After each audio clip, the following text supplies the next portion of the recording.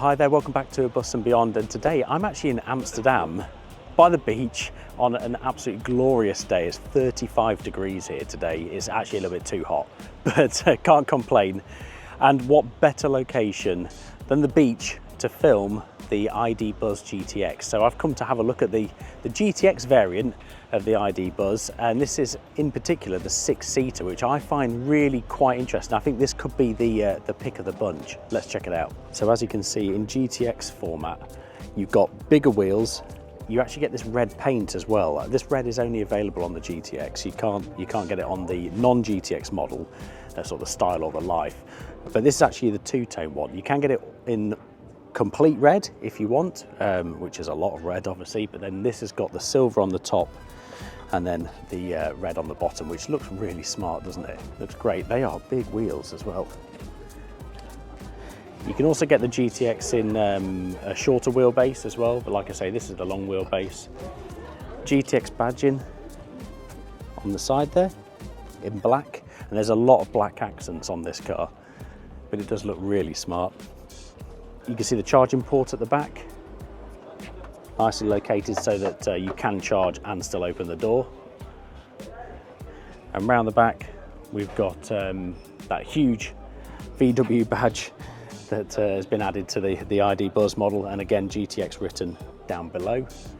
And in the long wheelbase format, you can get it in I think you can get it in 5-seat, but you can definitely get it in the 6 and the 7-seater version. You can actually get the 6-seater version in the short wheelbase, which I think might be sort of the perfect ID Buzz.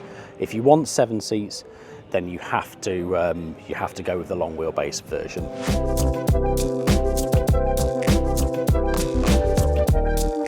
So you can pretty much treat the GTX like a GTI version.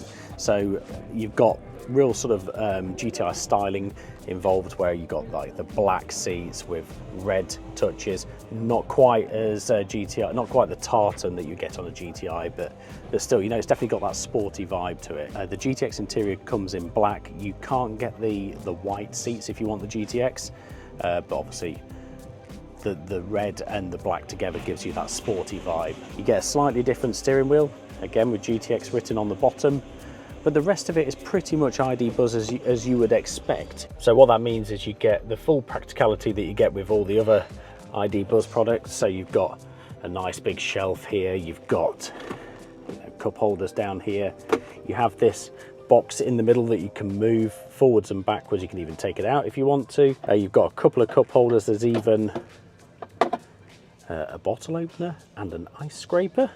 It's all very clever.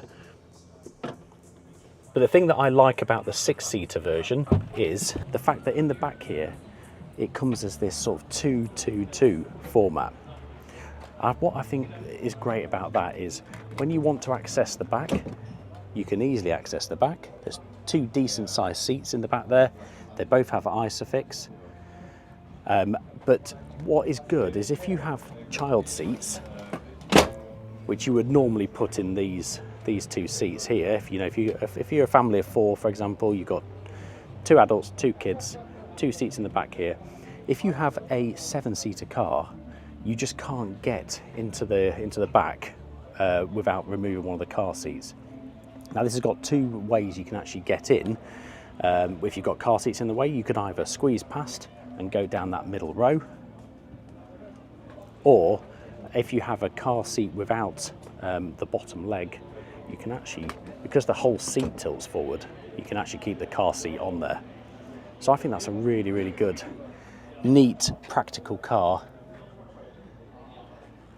and just so happens to be nice and quick because it's a GTX.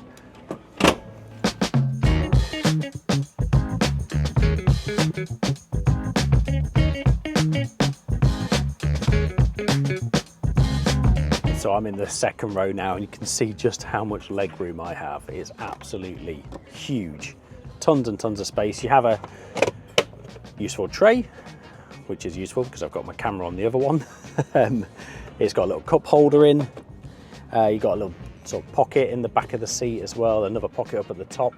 A huge panoramic roof. Now that is impressive. So yeah, check this roof out. There's just a button up here which changes it. That's pretty cool, isn't it? Each seat does have an armrest in the middle, just one on in the middle on these two seats. I suspect if I shut that door,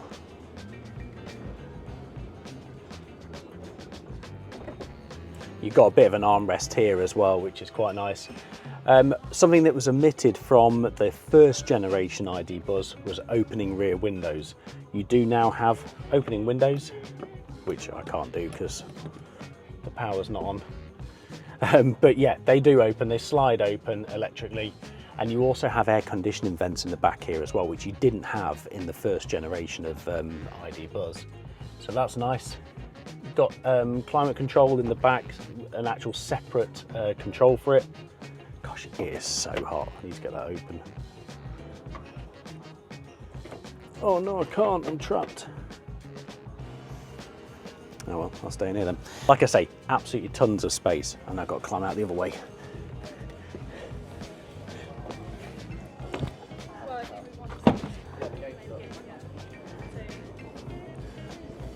Right, back here again. And then if I lift this up, you can see in the back just how much space there is in the back here. There's absolutely tons. Like I say, this is the long wheelbase. There is a huge, huge amount of space. So yeah, only 6 seats compared to a traditional 7-seater, but I think this gives you a much more practical setting. Decent amount of space in the back here. You can then fold these seats flat as well to give you a nice flat floor for the boot. Again, you've also got air vents in the back here. So the only thing I would possibly suggest that this is omitted is the fact that you can't swivel this second row of seats around, so you can't turn them and face backwards like you can in something like a Kia EV9, for example, or like the Ioniq 9. So is that something that you feel you would miss? It'd be quite a nice setting, maybe if you've got grandparents and grandkids, well, grandparents and your kids in the back, for example. Maybe they would like to travel and face each other. But I suppose in the real world, how often is that actually going to happen? And looking at the space, it probably is something that could have been engineered in. I'm not sure. Let us know in the comments below, is that something that you would like to see, swivel seats in the back here? Also, another thing you can't do with this is you can't remove that second row of seats either.